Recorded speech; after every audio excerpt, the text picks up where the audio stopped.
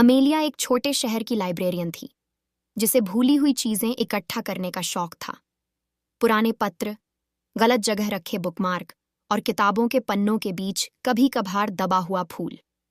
उसका पसंदीदा शगल इन खजानों के पीछे की कहानियों की कल्पना करना था।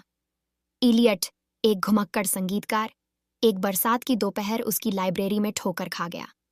उसका गिटार केस पानी से भरा हुआ था। उसके जूते कीचड़ से सने हुए थे।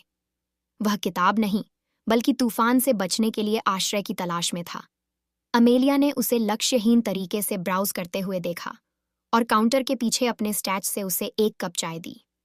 जब वे बात कर रहे थे तो उसे पता चला कि इलियट सालों से यात्रा कर रहा था। जहां भी सड़क उसे ले जाती थी, संगीत बजाता था। उसने कबूल किया कि वह भटकते भटकते थक गया था, लेकिन उसे नहीं पता था कि वह वास्तव में कहाँ है।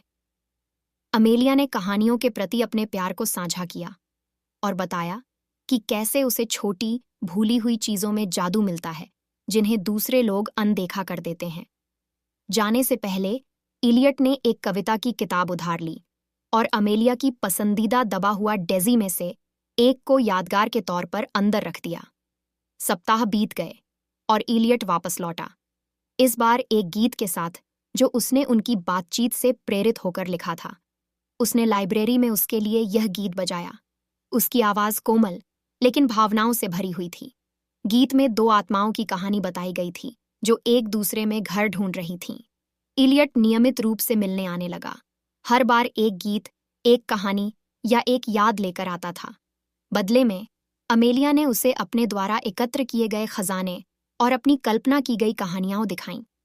साथ में उन्होंने एक ऐसी दुनिया बनाई जहां संगीत और कहानियां आपस में जुड़ी हुई थीं।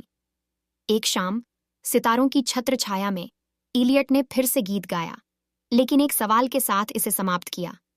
क्या तुम मुझे इस जगह और तुम्हें अपना घर कहने दोगी? अमेलिया मुस्कुराई।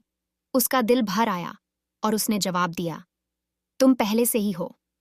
तब से उन्होंने एक साथ जीवन बनाया, अपने दिनों को संगीत, कहानियों और छोटी भूली हुई चीजों से भर दिया, जिसने उनके प्यार को असाधारण बना दिया।